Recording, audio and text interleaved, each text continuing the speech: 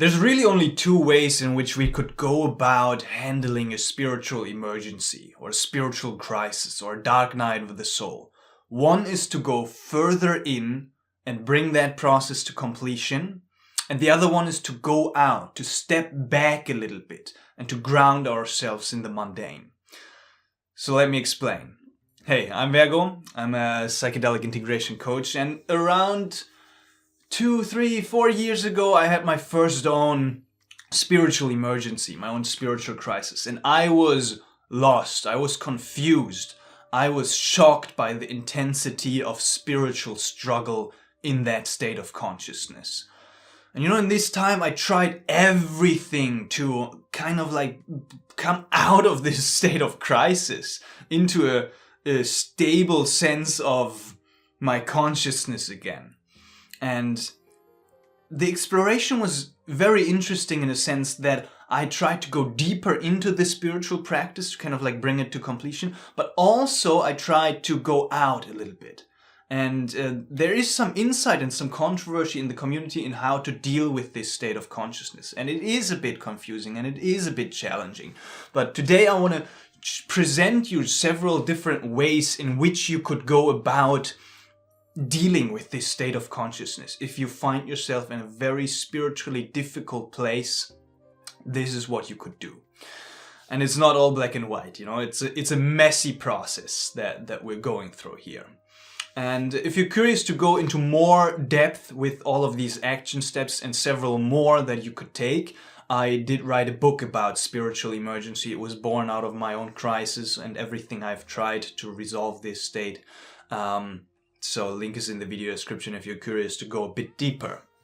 So the first attempt that I was trying, and the first attempt that somebody could try, I guess, when you find yourself in a spiritually difficult place, is to go basically in and through. So to go deeper into the process. But here, especially with states of intense crisis, it requires a certain sense of discernment on how ready you are to go deeper, to go in, to go through that process. Because this process can unfold in some amount of intensity that some minds are not quite ready for. Right? And so it's balancing out this kindness and compassion towards ourselves and what we can take on, and the desire and the courage that it takes to actually go in there and look at the fear, look at what's present, look at the anger, look at everything that's bubbling up. So, and it is a delicate balancing act, but there are some softer ways in which we can go in and try to resolve the state of crisis. And there are some more hardcore ways in which we could go in and try to resolve the state of crisis. And again, it's really dependent on where you feel you are in your own process and how ready you are to move forward with that.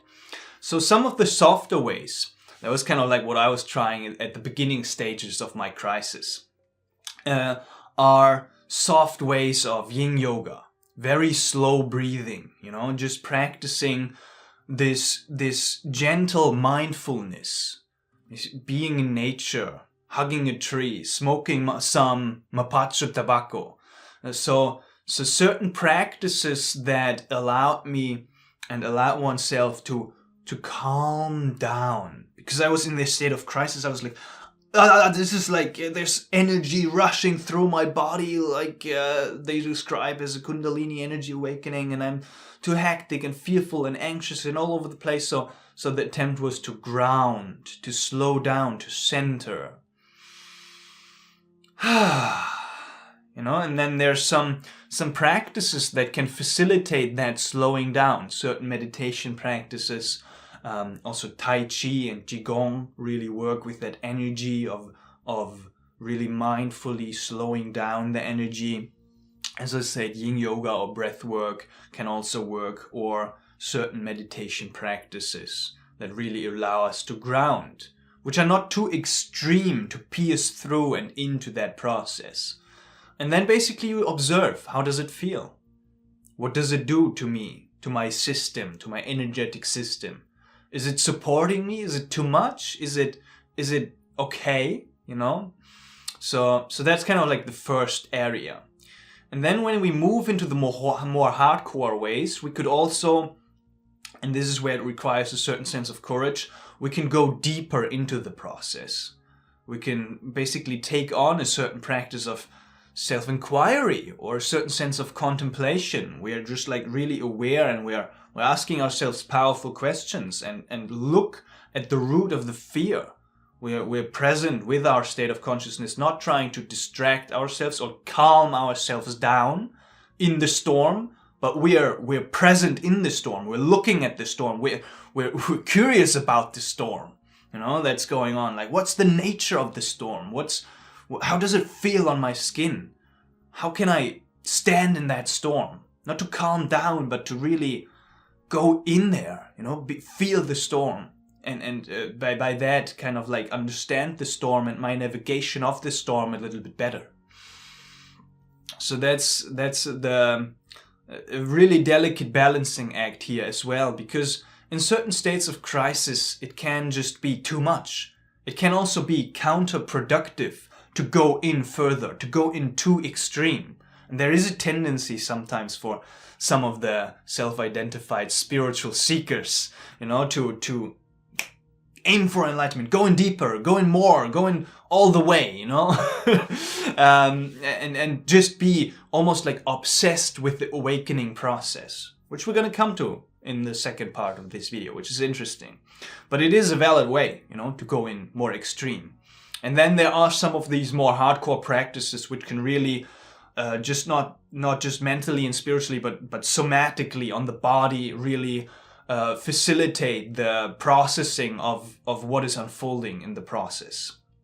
So these are things like holotropic breathwork or conscious connected breathwork. These are things like a sweat lodge or temazcal, you know, where you're sweating a lot, you're singing, you're basically in ceremony. These are further psychedelic journeys. I don't know, right? For me, it was the state of crisis was caused by psychedelics, so I was stepping back from psychedelics. But actually, there's some people that say to come to a process of completion, it might be valuable to go in again, you know, go all the way again with the 5-MeO-DMT or whatever else. And here we're really playing with fire, you know, with these more intense practices. It can really intensify the process of crisis and the state of fear and anxiety with further meditation retreats, shamanic retreats, ceremonies, you know, all of that kind of stuff that it is intensifying this process.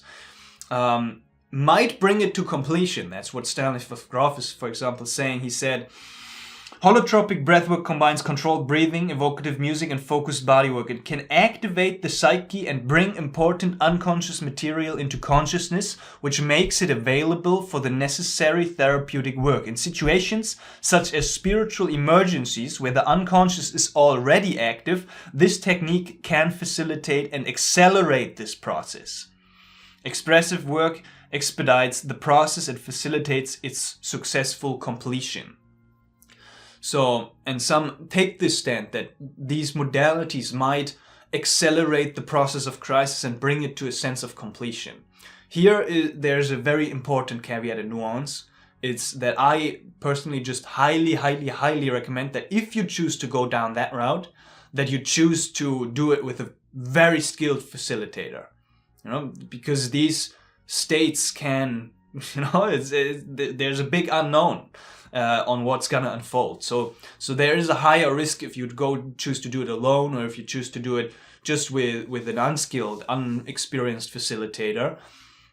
There's a higher risk of something just emerging that is just detrimental. So very carefully with a skilled facilitator, you might muster up the courage to go in to bring this process to completion. And actually, that's what I did.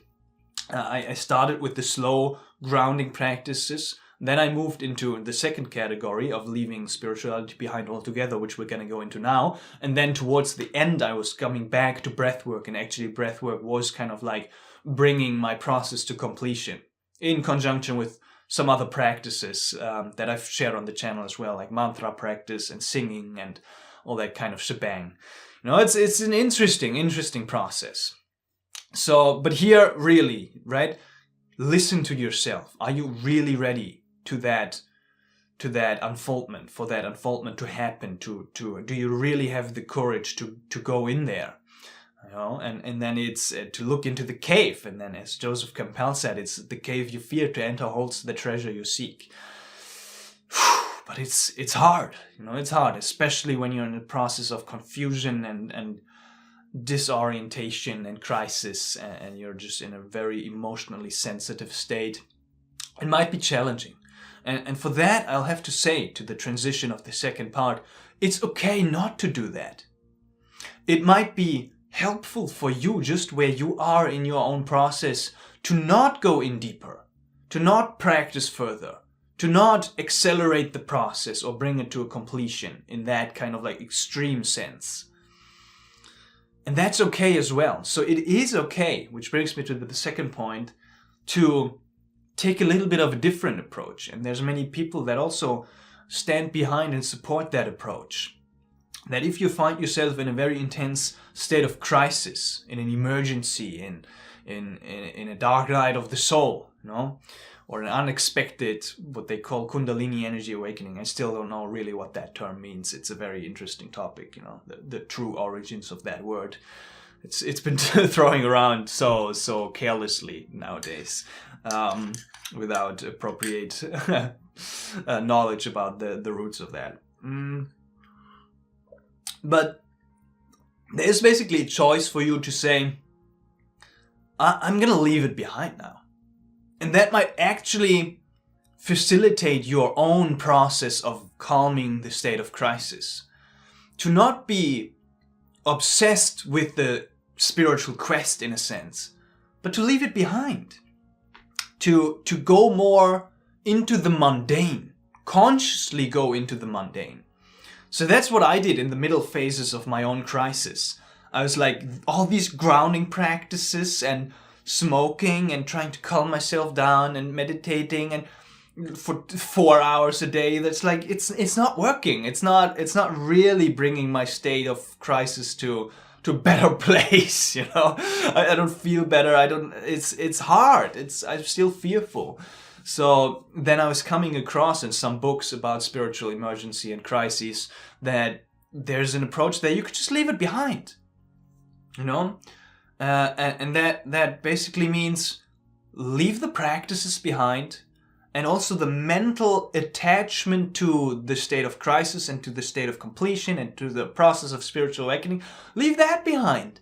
So like I'm done with spirituality for now, and I'm just laying it behind. You know, I'm not meditating. Maybe I'm engaging in more grounding activities, like eating a little bit of heavy foods, like potatoes. And if you do eat meat, right, contemplate to eat a bit of meat, just like stuff that's really heavy, you know. Because in the spiritual crisis, oftentimes we're flying, we're off to the higher realms and dimensions, you know. So some things like eating more heavy food can bring us down, and doing mundane stuff, volunteer somewhere, you know, help out somewhere. I was going with my mom to ride her horse. I haven't done that since I was 6 years old, you know. It's like, and then for the first time in like a decade, I was like, or two, I was like, let's ride this horse, you know, just like mundane stuff. Just play with kids, or just say pet, you know, pet an animal. It's like, and don't really obsess. Try not to obsess over the spiritual crisis, the state that you're in. Bring down the self-importance and the need to say like I'm the victim here, you know. I'm in a difficult state. I noticed myself that these stories that I put forward were bringing on a certain sense of self-importance. Like, help me, I'm dying. I'm in a dark place, you know. I'm not able to function properly in daily life. Like, leave that beside and do some stuff and have some fun and do some ordinary human stuff. And even though in these activities you might not be able to fully forget about the state of crisis, you know, there might still be intense emotions, energy rushes through the body, anxiety, all that stuff is still going on, I found for myself. But so what, you know? And it's just a different approach that you're trying. Instead of meditating 4 to 6 hours a day and contemplating and going deeper into it, you're just like leaving it behind and see what happens. And that's what they actually do in some spiritual retreats as well, where people go into some psychotic states and have some really intense experiences. They say like lay it off for a minute. It's enough for now. You can come back to that process. You can still bring it to completion later when you're feeling ready to go in further. But it's okay to be kind to yourself, to be compassionate, to lay it off, to go out a bit. And that might look like however that looks like for you. You know, to just, I don't know, read a novel and do some really mundane stuff. And try to find some beauty in the mundane. So that's the separate second approach, basically. The third way would be kind of like in and out, trying both at the same time, but as they are kind of like so opposite to each other, I found to be in this middle ground, which I found myself in some weeks. I was like, I want to go in, but I also don't, and I want to distract myself and go out and just watch a movie, and trying to do both at the same time felt a bit weird for me. You know, but it's a balancing act that is unique for every one of us. But if you're committed, go in and through and bring that process to completion. And if you feel it's too much intensity for you, it's too much to handle, you're already kind of like just out of it, then go the path of grounding, of leaving it behind for now, and try that out. And then come back to it when you're ready, you know? So I found that we can really never truly leave it completely behind. Like once this process of awakening has started, I feel like a slave to the process, you know. I feel like I can't stop anymore. I'll have to go deeper into the understanding and the realization there's just no way out anymore. But still, there might be phases of integration in which we can calm down our practices. So I hope that was helpful.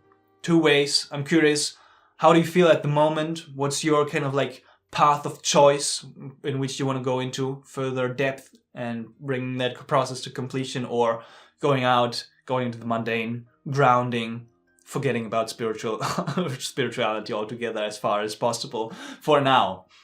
You know, and as I said in the book, there's many more practices just on the physical, mental, emotional, social realms, lots of support resources. If you're curious to go deeper, really check out the book. Flowed out of my own process of moving through my first dark night of the soul.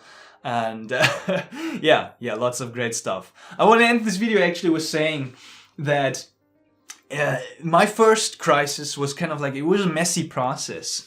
And I haven't had the blessing to enter a second one right now. But I have a notion that on my path, there's not just going to be one dark night of the soul, one spiritual emergence. There might be several other ones in different shapes and forms emerging down the road. And I'm fearful of those. You know, it's a process of death and rebirth. And the sense of self that I'm attached to is afraid to dissolve into that. But at the same time, I've had glimpses when I was working with more 5-MeO DMT. I've been in non-ordinary states of consciousness for several days to weeks. And I was noticing that as I've been kind of like peeking into that realm again, now several years later, with further development and integration, I was approaching it differently. I was more curious about it. I was more able to stay grounded and look into it in a centered sense. And that was an interesting observation. You know, just to see that it is an art, it is a skill to navigate these chaotic waters of consciousness. And there are also other people who have traversed that territory before, you know, in all kinds of traditions. And you can learn that too. And take your time. There's no rush to learn it, to navigate these waters, but there is a possibility for that dance to happen in a more effortless way, that even though you're struggling, you're suffering, you're going through that dark night, you can almost like dance with it. That's what I'm kind of like noticing as I'm peeking into it. I'm like less afraid of the confusion and of the darkness that is emerging in this process. So yeah, curious for what's to come. It's a deeply intimate, hard, vulnerable process. All the best if you're going through that. You've got this. Yeah, and have a beautiful, blessed day. Hope that was helpful.